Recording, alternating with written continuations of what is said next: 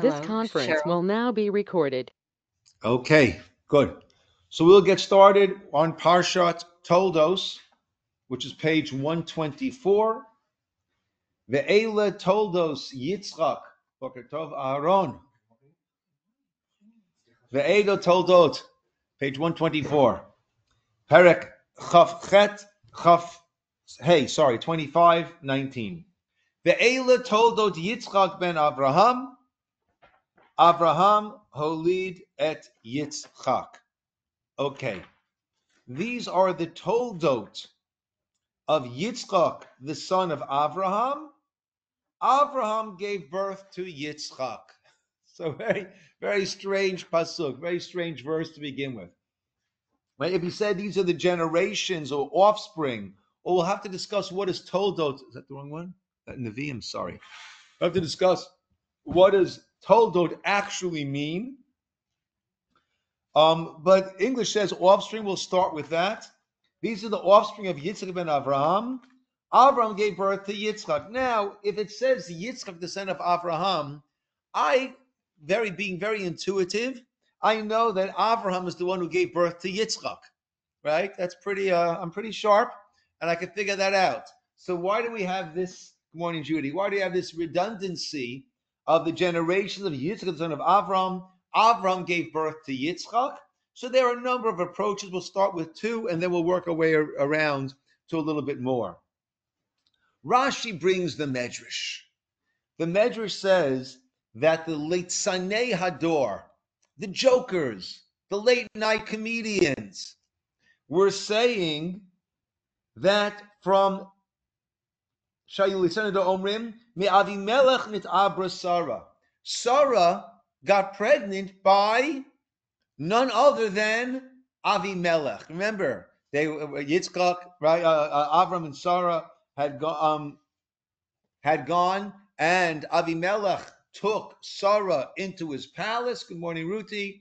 Took Sarah into his palace, and right, Hashem came to him in a dream. Don't touch her; she's a married woman, etc., etc. Right, and then what happens soon afterwards? Soon afterwards, Sarah becomes pregnant, right? And we learn now that Avram prayed for Avimelech's household, and we have a teaching that if you need something, you pray for someone else, you're answered first. So, but it looked a little bit shady over here, right? That here she's married to Avram for decades and no children. She's taken to the palace of Avimelech, and soon after we hear she's pregnant. So the scoffers, the Leitzanim, were saying that she became pregnant from Avimelech. What did God do? Tsar cluster panim. He made Yitzchak chip off the old block, the spitting image of his dad.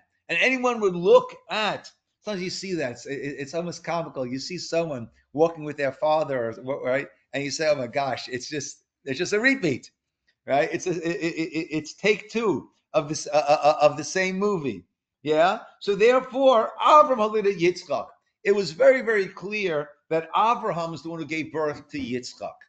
Now, I think the Beis Halevi, some of the commentators ask, why are we calling these people the Leitzanim, the laughers, the scoffers? I mean, this is a claim that is saying that we're not descendants of Avraham, right? We hear that these days, right? We're not the true descendants of Avraham, right?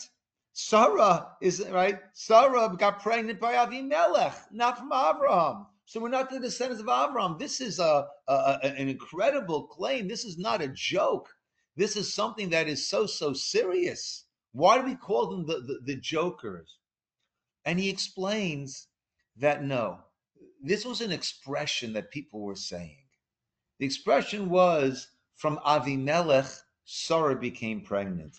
Not chas v'shalom, saying that Avimelech had relations with Sarah and it caused her to become pregnant, but rather saying that it was the tsar, it was the anguish, it was that whole ordeal that finally crossed the finish line. Avram and Sarah were praying to Hashem, let us have a child, let us have a child, let us have a child. And finally, what was the final straw? What broke the dam? What made Hashem say, yes, you'll have a child? After they went through that whole horrific incident of Avimelech and her being taken and then being released, that is what led, it was the zechut, it was the merit of that, of going through that tsa'ar, going through that anguish. That is what gave that ultimate zechut, that ultimate merit, that Sarah would now have a child, of course, from Abraham. Of course, from Abraham. However, the concern was that this expression would last, would remain, even after people would forget what it meant, what it was really alluding to. And therefore, in order to prevent that which the late Ciner were saying of taking on a life of its own, therefore Hashem made Abraham Holidat Yitzchak. Yitzchak was the spitting image of Avram, and therefore everyone knew that he was, and it could never be misunderstood. That's one level. Another level, it's Avraham Holidat Yitzchak. We're going to emphasize, when did Avram become Avraham? At the Brit Milah, at his circumcision. That's when Avram became Avraham. So Yishmael was not born to Avraham. Yishmael was born to Avram, right? And only Yitzchak was born to Avraham. And that then emphasizes that the continuity of Avraham, the legacy of Avraham, the blessing of nationhood and of land that was given to Avraham, that flows only through Yitzchak.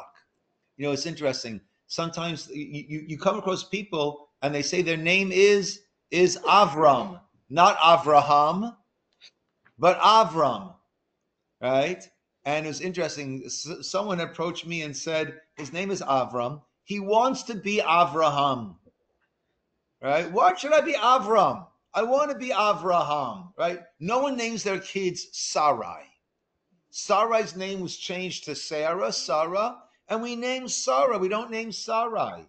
Yaakov and Yisroel, those names are used interchangeably, and therefore we have Yaakovs, we have Yisroels, right?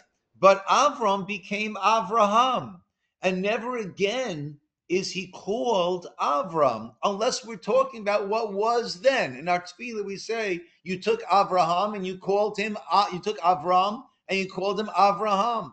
So this person felt, why should I be Avram? I want to be Avraham. So I called Rav David Cohen, yeah? May I be devil's advocate for a Please. second? If I was the descendant of the other people, or even objective, and which is what they say, well, look objectively. Who got the blessing? Who's multiplied? Who's ruling half of the world? And look at those people. They have the whole story. They're just not up with the times, and as a result, people they're dwindling. There's hardly anything left of them. Okay. So if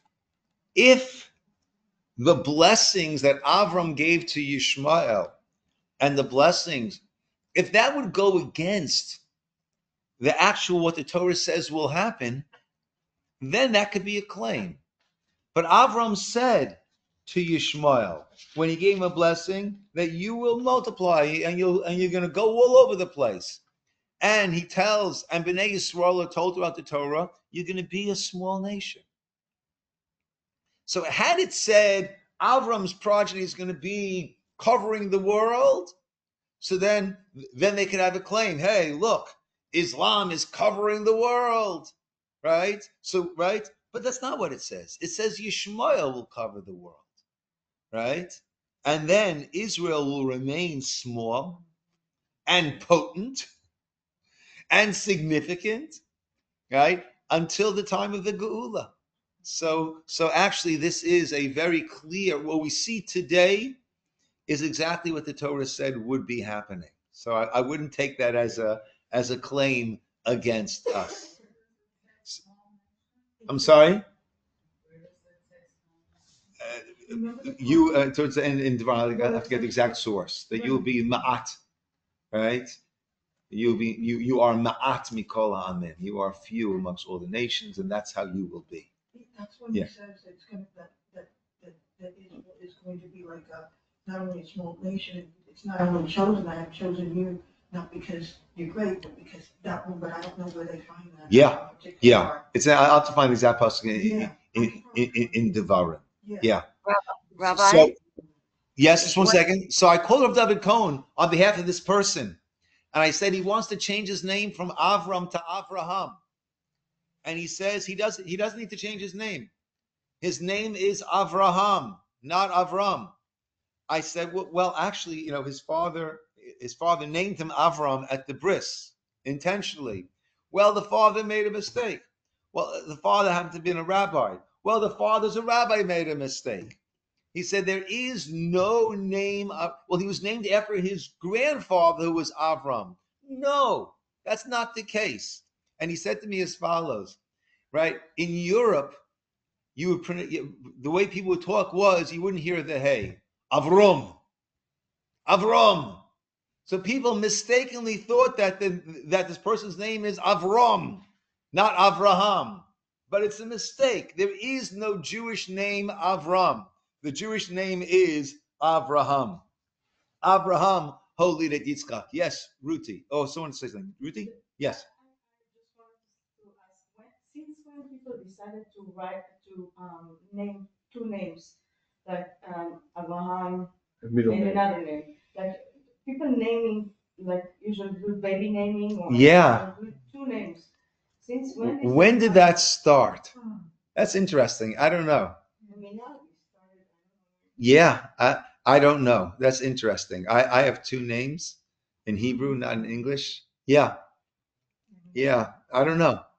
Perhaps for some parents, it's that they see the characteristics of the child and they give that as the first name, but they also want to give the child to take on characteristics of Certainly we know why it happens. You want to name after a person has two names. You want to name after two people, or you like this name, but you also want to involve great-grandma or grandma, or great-grandpa or grandpa. Yeah, we know why it happens, right? But in the Torah, we only find single names, and also in the Talmud, we don't find people having double names. So Ruth is asking, like, when did this become the thing to do? I'm writing a ksuva this morning, and he has three names. Right? I think it's more of a Christian custom than a Jewish custom. You think it's something It Christian? started at least. Maybe the Jews adopted it. That worked its way in. More religious people are calling two names. Yeah. So it can be Christian. I don't think. Yeah. Look, it could be influences. Who knows? Yeah, that's true. And then maybe they want to put more people. Who knows? Yes, Judy. At the end of the last Parsha, it specifically says Yisroel and Avraham. Yeah. Yes. Well, these are the Toldot of Yisroel. At that point, it was the son. At that point, Avraham was Avraham. Right. Yes. But he was not born. Right. Avraham holid et Yitzchak. Once we change his name to Avraham, we always call Avraham. But the difference was, right, you can call him Yishmael ben Avraham, but Avraham holid et Yitzchak. Right? At the birth, Avraham is the one who birthed Yitzchak. Right? Avram is the one who birthed, right? That's the emphasis of holid. Right? We don't just say Yitzchak ben Avraham. Correct. Yitzchak ben Avraham, and just back 6 psukim, Yishmael ben Avraham.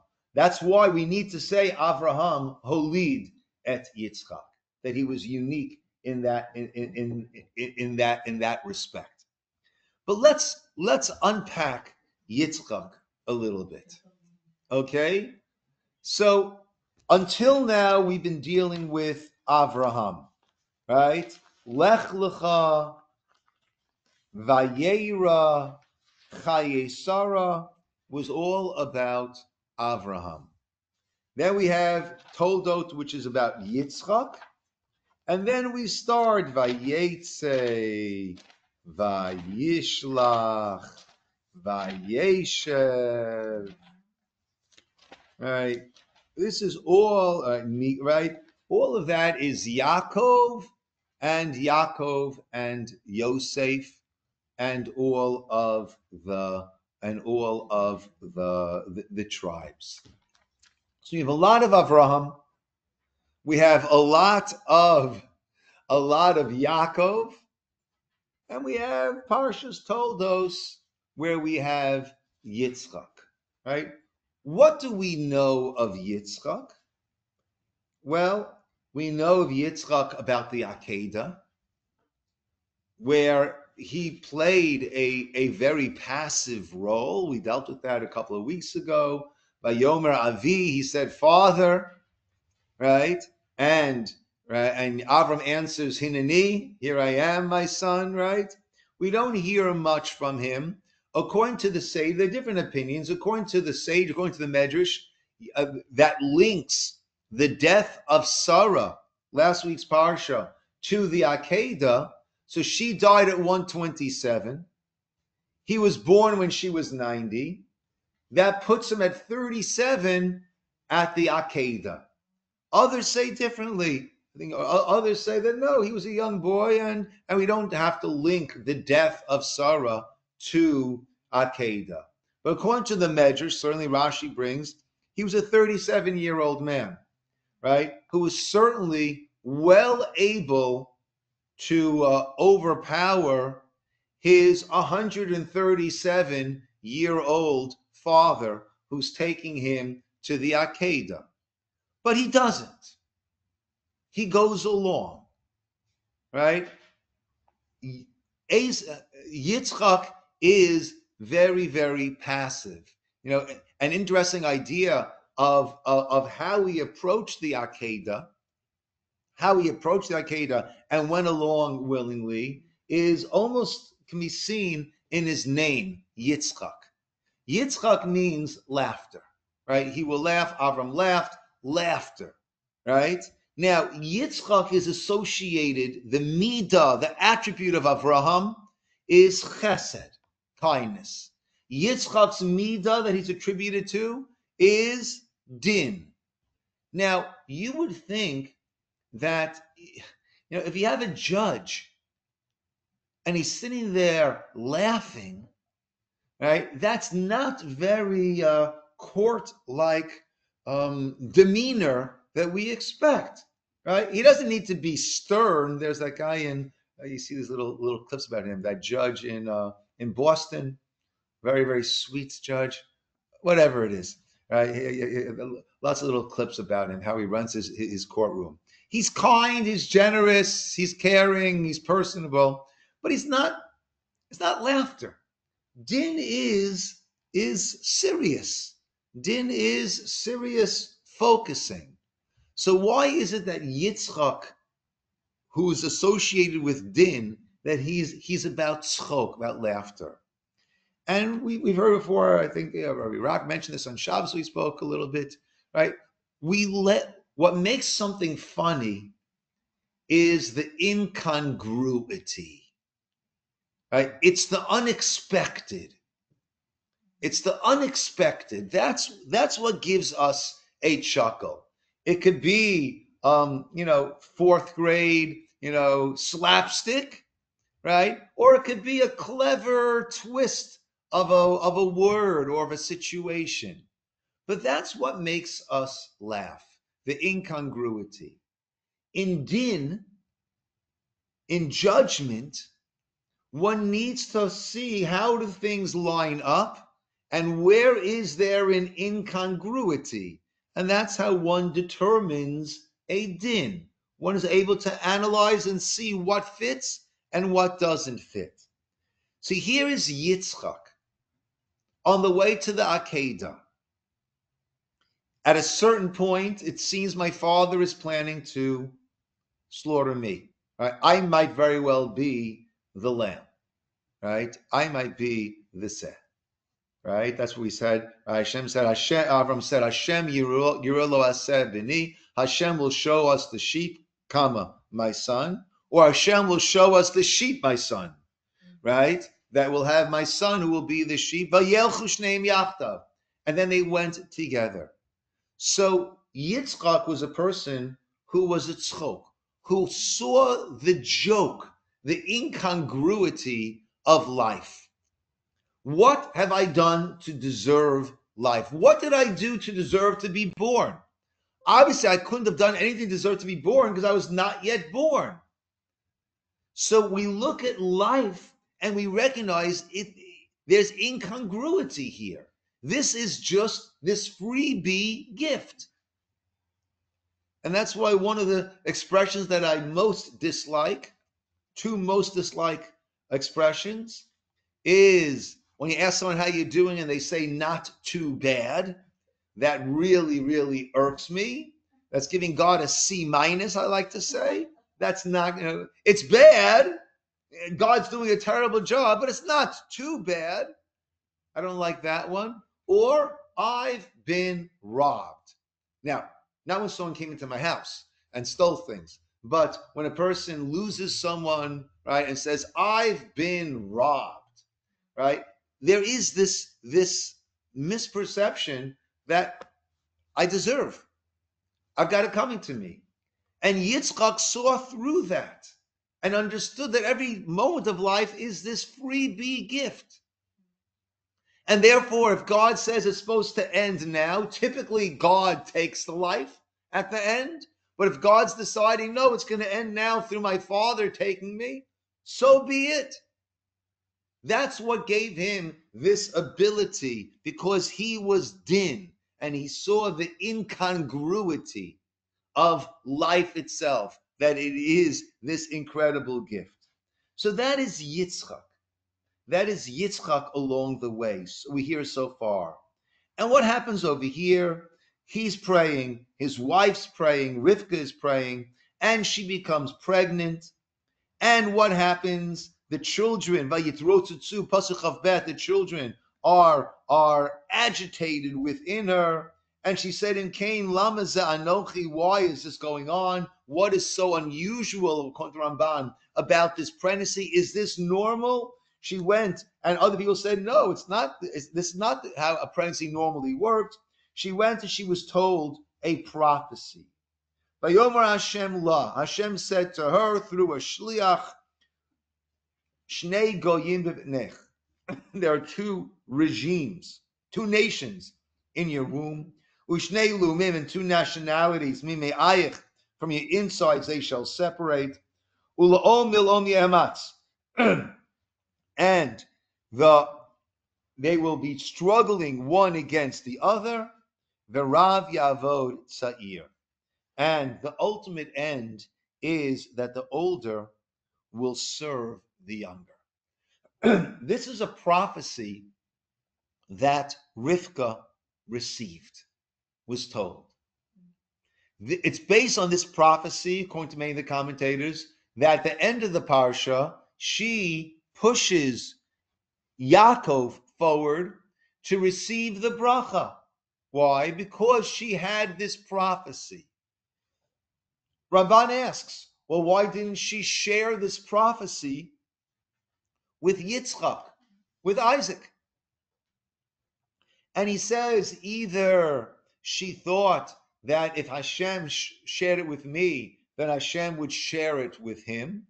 He's a greater prophet than I. So if I've received this prophecy, Hashem will surely share it with him also. Or after all those years, she felt uncomfortable sharing it with him. But whatever the case is, it seems that, well, it's clear that Yitzchak was left out in the cold. Yitzchak was not aware of this.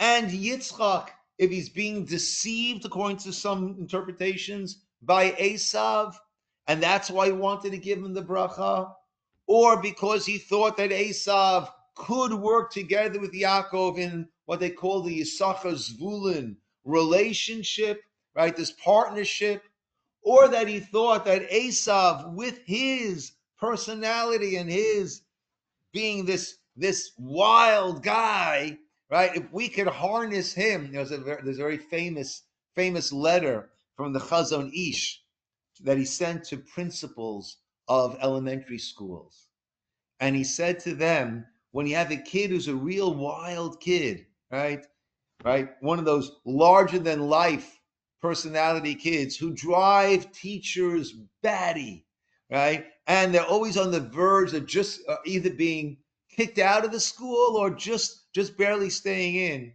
He said, take care of those. Hold them close. Because if we can get them on our side, they will be a koach, they will be a force, right? And they will be amazing agents in Klal Yisrael. Amazing, they'll play amazing roles in Klal Yisrael, right? Keep those guys close. Maybe he saw, Esav as that. Wow, if we can get Esav going, wow, this will be one heck of a nation, right? Whatever the case is, but he was not privy to all the information. And he was deceived. He was deceived by Rivka. He was deceived by Yaakov. And Ramban says maybe she understood that he loved Esav. And were he to give the bracha to Yaakov, it would not have been a wholehearted, full-fledged blessing. And therefore she wanted that full-fledged, wholehearted bracha that he'd be giving to go to Yaakov. And that could only happen if he was thinking that this was Esav. But whatever the case is, he plays a passive role. He plays a passive role. We don't see much about, this is Yitzchak. This is what Yitzchak does. Now, our speaker, Gila Fine, this past Shabbos, had a nice idea. She had a nice idea, and that was back before when Rivka was coming to, was being brought by Eliezer, right? Even, right, talk about passive, right? Eliezer found the wife for him and brought the wife to him, right? He didn't go out and find the wife, right? Eliezer, his father's servant, brought the wife to him, and they got married, right? But back over there on page 118, right? The very bottom pasuk there, pasuk samach bet, 62, 24:62. And Yitzchak came, mibo be'er l'chai ro'i. He had come from having gone to be'er l'chai ro'i. Be'er l'chai ro'i, and he was settled there in the Eretz HaNegev. And what does it say? Vayetze Yitzchak, he went lasuach basadeh. He went there to supplicate in the field. Towards evening, he raised his eyes, and behold, the camels were coming. Right? Which tefillah, which prayer is this that Yitzchak established? This is towards the afternoon, towards the evening. Right? We learn, the Gemara tells, the Talmud tells us, Avraham established Shacharis, Yaakov established Mariv, Yitzchak established Mincha. Actually, here they say that Mincha, afternoon service, has a special potency. Because only over here where we see that he was immediately answered. He went to pray in the field, assumption being he's praying for a proper wife, lifts up his eyes, and guess what? There she is, right? What's the cable company? On demand, right? So here it was, on demand, right? There she was. We don't find that. We find that Avram went in the morning to pray. We find Yaakov at night, but we don't find immediate. But why was he coming from Be'er L'chai Ro'i? So that was a place where Be'er, by the well, L'chai Ro'i, even here I got to see these living angels. That was a place where Hagar was. And therefore, Rashi brings, why did he go there? He went there after Sarah's death. He's thinking, I'm going to get married. How about my father? My father's going to be all alone. He went there to bring Hagar to Avraham, his father. So we see, she wanted to say, we see that he was the continuity of Abraham's chesed, and that's who he was, right? He didn't want to get married and have his father there living alone. I'll just share something interesting.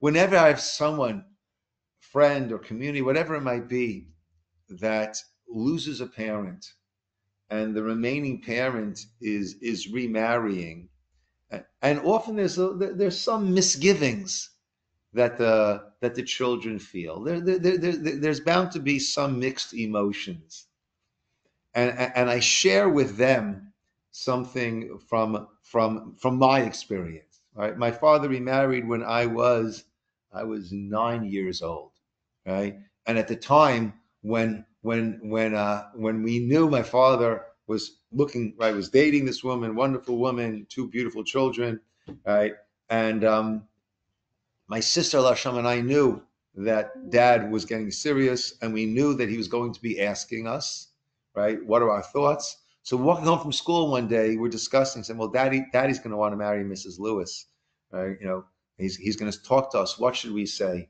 So the very, very clear-minded 8 and 10-year-old, or 8 and 9.5-year-old decided, well, we certainly don't need a mother. We're fine. But it'll be good for Daddy to have a wife. So we'll say yes. That's what we decided. We're fine, right? We don't need a mother, but it'll be good for Daddy. And then decades later, we're living in Israel and married, kind of our own children, and I came in to do a wedding in Florida, and I had a bunch of hours, so I quickly drove from Miami, where the wedding was going to be, or was already, whatever it was. I drove to Deerfield Beach, where my parents were living, my Aleim Shalom, and I had a beautiful visit with them, spent a couple of hours, and I got back into the car. Now my father walks me to the car and says, Gene, I can't tell you how much I appreciated this trip, and it's such a treat to see you. And I drive off feeling like I'm $1 million. I'm the greatest son out there, right? And then I had this thought, and I thought to myself, let's play this same scene. I'm living in Israel. I'm in for a wedding. I drive over here. I spend 2 hours with my dad. Let's play this same scene if my father had not remarried. And I have this older man, late 70s, or about 80, by himself in an apartment there in Florida. As I'd be driving away, instead of feeling like $1 million, I'd be racked with guilt. How do I leave my father? How do I leave him there alone? And this is the story I always tell people, right? When a parent is looking to remarry after a loss, I say, it's the biggest blessing for them. It's the biggest blessing for you. It's the biggest blessing for you that your parents should be in a good place, in a nice relationship, and not alone. And that's Yitzchak over here. That's Yitzchak. I'm about to get married. My father just lost his wife. Let me go bring Hagar back. Let me go bring Hagar back. Let him remarry Hagar. So that's the approach that she wanted to give. But there's another way of looking at it, because in this parsha, right, it's so strange. The one thing we hear about Yitzchak doing is on page 131. Let's go to verse 15, Perek Chavav, verse Tetvav. We'll go right into the English. All the wells that his father's servants had dug in the days of Abraham's father, the Philistines stopped up, filled them with earth. Okay? Abimelech said to Isaac, go away, you become much mightier than we. So he left. And he dug anew the wells of water, which they had dug in the days of Abraham's father, and the Philistines stopped them up. And he called them by the names his father had called them. Isaac's servants dug in the valley, found there a well of fresh water. They quarreled with it. They said, it's ours. and they called that Asek. They dug another well. They quarreled over those also, and he called its name Sitna. He relocated from there and dug another well. They did not quarrel over it. He called its name Rechovot. What is going on with all of these wells? So Ramban explains that, remember we discussed the concept that Ramban always likes to apply of Maseh Avot Siman Lebanim. What happens with patriarchs, matriarchs, it's laying the groundwork for that which will unfold, right? And the wells is life. Water is life. And the Beit HaMikdash is spiritual life that comes to us.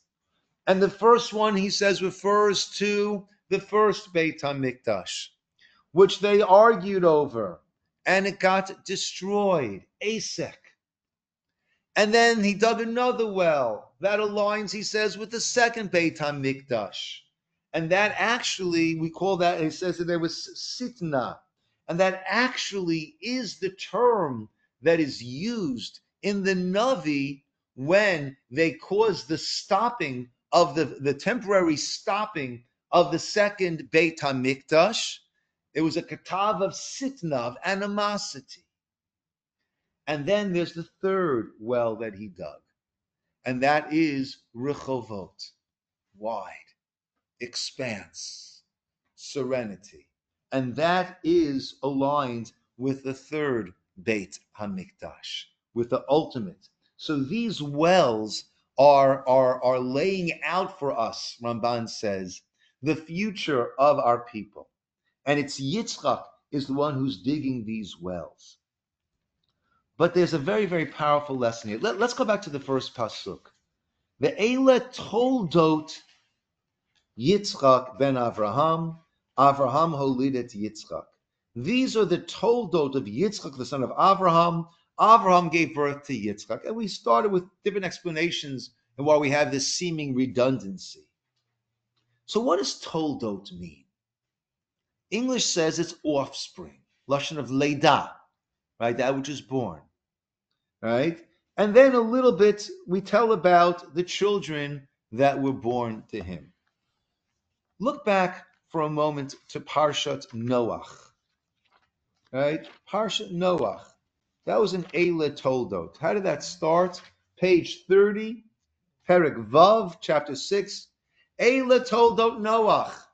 These are the Toldot of Noach. Noach ish tzaddik. Tamim haya b'dorotav. Noach was a righteous man, perfect in his generations. Et Elokim, with God Noach walked.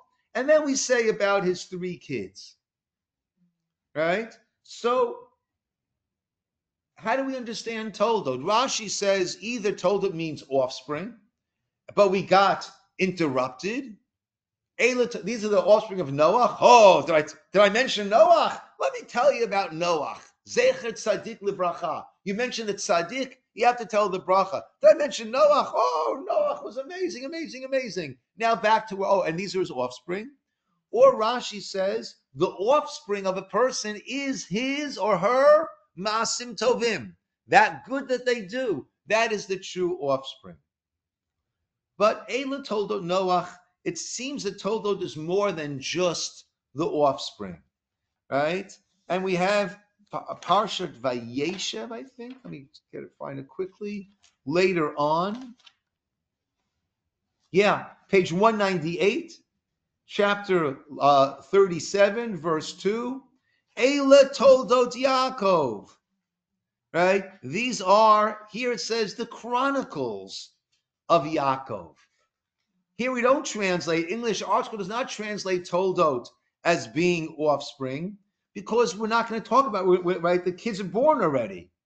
We're going to have the whole issue with Yosef and his children. So what does Toldot actually mean? Looks like history or some kind of history. Right? Or, see, the history is past, right? Or David Foreman suggests that it might mean legacy. It's going forward, right? So as long as you have Vayeshev, right? What is the legacy? If I were to ask you, what is the legacy of Yaakov, of Jacob? What's his legacy? What would you say is the legacy of Yaakov?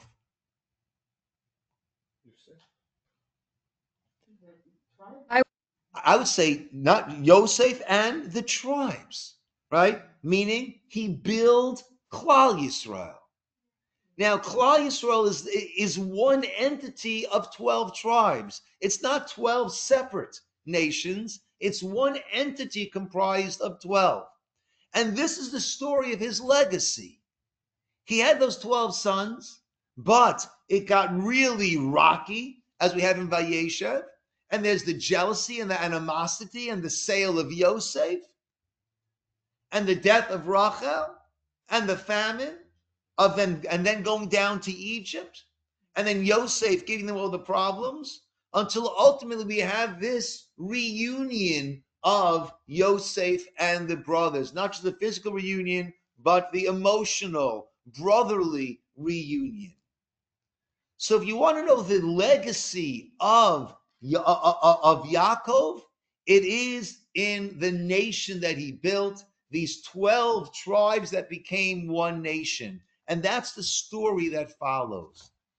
Let's double back to page 30 again. Eila Toldot Noach. Now, what would you say is the legacy of Noach? What's Noach's legacy? What stands high about Noach? What was incredibly unique about Noach that we say, oh, that's what Noach, that embodies, right, the greatness of Noach? Saving the animals for posterity. Okay, saving the animals. Right? If we're talking about saving, I'd say saving humanity is more important than saving the animals. But saving the world, okay. But why was he able to save the world? In his generation. Tzaddik.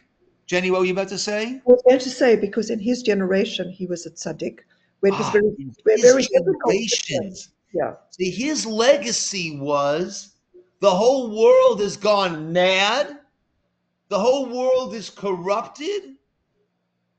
But I'm going to stand up for who I am and what I know is right. I'm sorry, Ruthie? That was his legacy. So let's read that first passage again on page 30. Eila Toldot Noach. What was the Toldot? What's the legacy of Noach? Noach. His legacy is not necessarily, right, what he built, his kids, right? It wasn't necessarily what he built. It wasn't the nation that he built, like we find by Yaakov. What was his legacy? His legacy was Noach, Ish Tzaddik. Tamim Ayah, like Jenny said, Bidorotav. He was a tzaddik where? In his generation. Wow. With all that's going on in the world, he is staying strong. He is staying firm. He is staying righteous. That's the Toldot. That's the legacy of Noach. He actually goes on, I'm not going to go into it. He also goes off. We have Eila Toldot Shamayim Va'aretz. It said earlier on, the first Toldot is this is the Toldot of Shamayim, of the heavens and earth. What was the legacy of the earth? What it produced, right? It was only when the earth sent its evaporation up and the clouds sent it back down, that's what caused things to grow. And he says that's why, right, in the Bereshit story, he starts talking about these rivers. Why are we jumping in about these rivers in the creation story? Oh, because that's spreading the Chaim. That's spreading their legacy, their ability to produce. Okay, let's now come back to our Parsha. Eila Toldot Yitzchak ben Avraham. This is the legacy of Yitzchak ben Avraham. What's his legacy? Avraham. Holid et Yitzchak.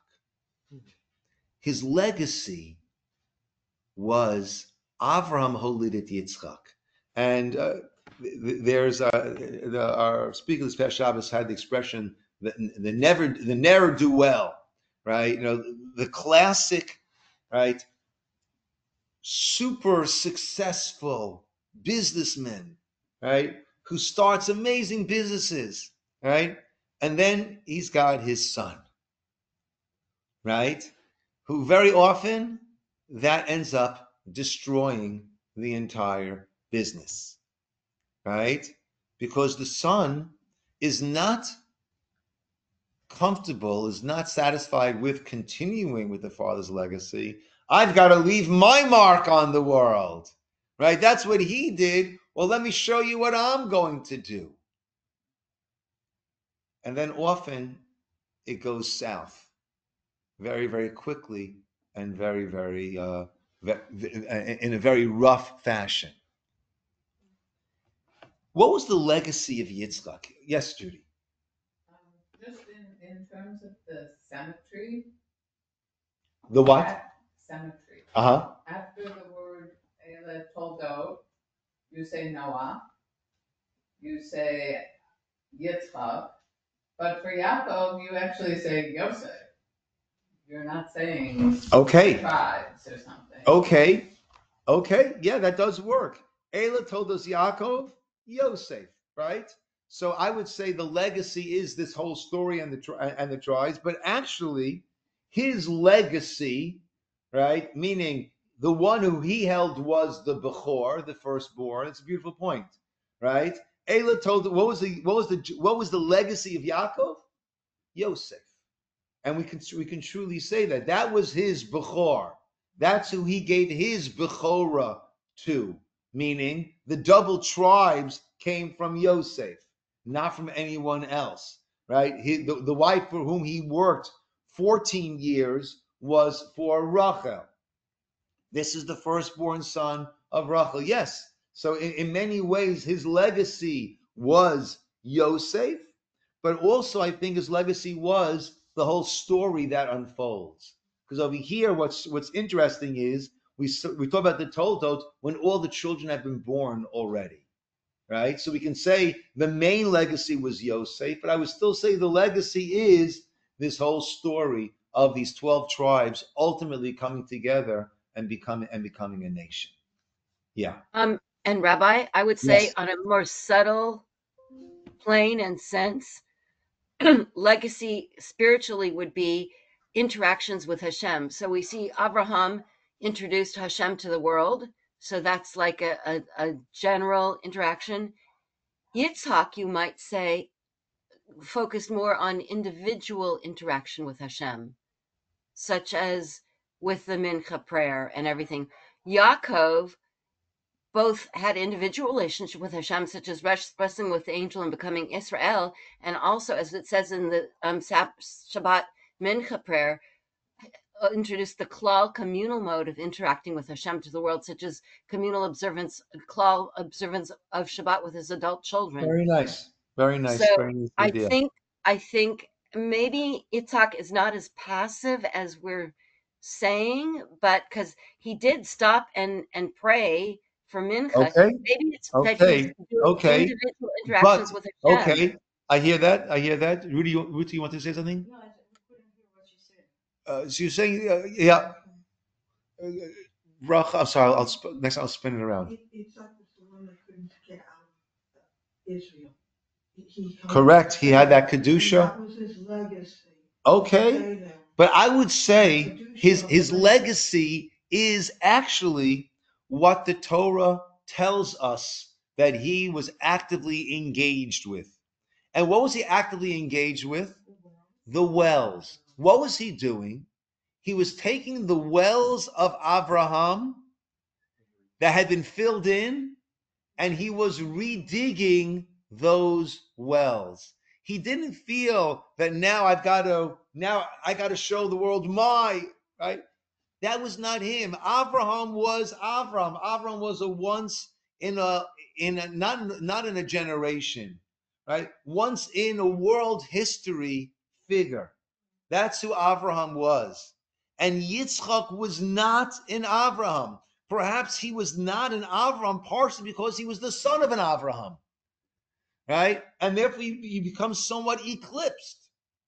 You're just following, right, all that Abraham is doing. But that was okay.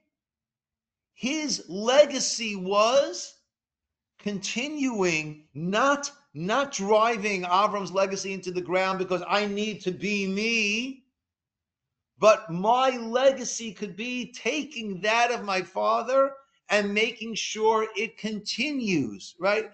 Hashem said, I've chosen you, Avram, when he's telling you about what's going to happen to Sodom and Gomorrah, right? Why have you been chosen? Because I know that you will pass this on to your children, right? That's what Hashem said to Avram. Just 1 second. Hashem says, "Hamechaseh will I hold it back from Avram, what I'm about to do? V'Avraham hayu yeh l'goy gadol v'atzum. He become a great, mighty nation. V'nivruchu v'cha ki yadati, because I know that he will command banav, his children, his household after him, to keep the derech Hashem. All of that is dependent on Yitzchak. All of that hinges on Yitzchak. And Yitzchak was devoted to passing it on, being that connecting Parsha between the Parsha we had of Avram and the Parsha we have with Yaakov and the tribes, right? And it's fascinating, what is his Parsha called? Toldot. Legacy.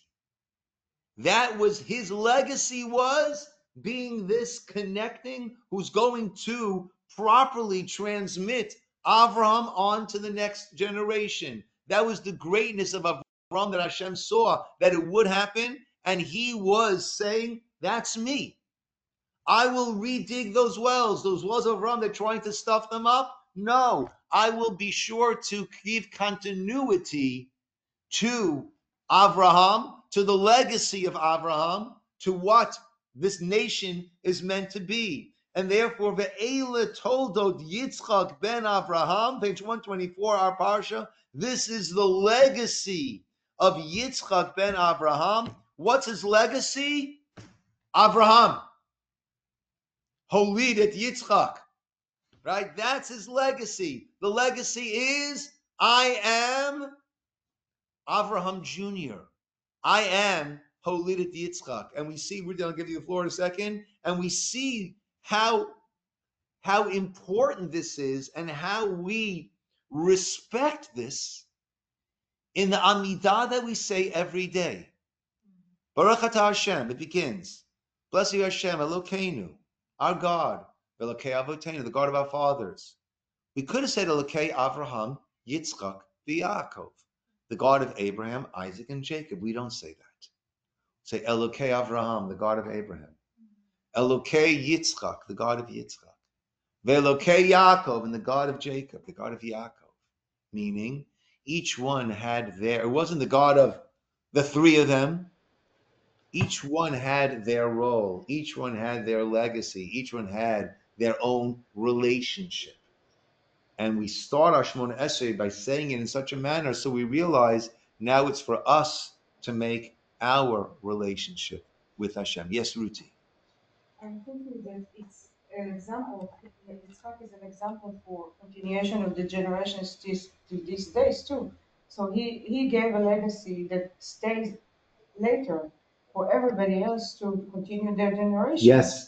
Yes, beautiful. I think Rav Hirsch says very beautifully that the first service that's done in the Beit HaMikdash is the Trumat HaDeshen. It's lifting the ashes from the altar.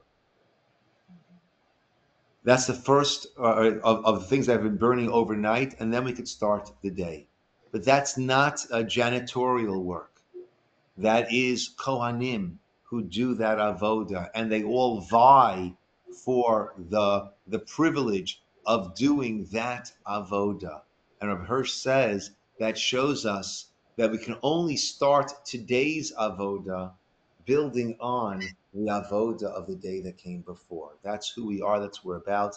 That's what you're saying, Ruti, and that's it. Like, yes, brother. I see the tenacity of the Jewish people through him. Yeah. And that he says, well, these people did this to Philip, which is a P, like Palestine. Yeah, but, but that's not those people at all. But I know, but Yeah. I'm just saying that it's like, okay, they dug this up, they don't want us to do this, I'm going to go and do it. And we keep on going. And we'll keep on going no Yeah. matter what, and we redo things and make it better when Yeah. somebody Yeah, buys nice. something in Nice. our land and we build it Yeah. up, and we don't give Yeah. up, we're stubborn. And So I like that the Toldos is legacy, right? And that's something for each of us to think about, right? Yes, what is our legacy going to be? Yes, Jenny. I'm just thinking that, I don't know, I came to the class late, a little bit late, but the Akedah itself, we think of it, it is one of Abraham's tests, but it's also a huge test for Yitzchak, and established Yitzchak himself with his own Yeah, relationship it's with called Hashem. Akedas Yitzchak, Yes, right? right. It's mentioned as Avram's one of his greatest tests, 9th, 10th, different opinions, but it is Akedas Yitzchak, Right. right? And And I think right there we see this idea of Yitzchak of a willingness to go on with to carry on, right? Paradoxically, a willingness to die to carry on his father's legacy. But yeah, and like we said last time also, Avram, when he says Avi and he says Hineni Bini, right? Avram, right, can't figure it out. God said, "Be Yitzchak yikari lecha zera." Through Yitzchak, your children will be called, and they're telling me to do this. So I don't know, but I'm here with you, and I'm here with Hashem, and Yitzchak also. It's supposed to be through me, but I'm here with you, Father. I'm here with Hashem, and let's see where this train is going to take us. And we see here where it did. Yes, so Ruthie. short because it says here when he took and Yitzchak took Rivka, he was 40. When the twins were born, Yaakov and Esau, he was 60. So 20 years passed. 20 years of davening. 20 years of davening. Yeah. Yeah. In such a short. Yeah. Nothing to say anything about these 20 years. Well, it says Vayetar Yitzchak LaHashem, and he pleaded with Hashem, right? And that was 20 years of pleading and not giving up. And no one is telling us about these 20 years. It's so short. Why is it choosing to do it so short? Yeah, I would say it's telling us one thing about those 20 years. Tefillah, prayer. Yeah. And I think it's a real story in perseverance. My Rosh Yeshiva, when I was studying, before I started teaching full-time in Israel, I was attending the yeshiva of Rav Tzvi Kuchelevsky, right? It was in Mea She'arim, then it was in Geula, and he was marriid, and we all knew he didn't have any children, right? And then this past year, right, it became quite a news item. He had remarried, right? And he had a child. He had a son at age 88. At age 88, right? And he and one of the things he said afterwards, right? He never stopped davening. Man got married in his 20s, and he never stopped davening. He never stopped davening. But didn't that happen with Joseph? He was 22 years probably, davening right there in the jail. Yeah. David, when he did that. Yeah, but here we don't necessarily hear and Yosef prayed. Here it tells us Vayetar. The one thing, Ruth's making a nice point. We don't hear anything about those 20 years except for one word, Vayetar. He davened and she davened. Yeah, Linochach Ishto. That's what we hear over there. Okay, my friends, we'll call it over here. A Shavua Tov. A good week, everybody. Shakar, everybody.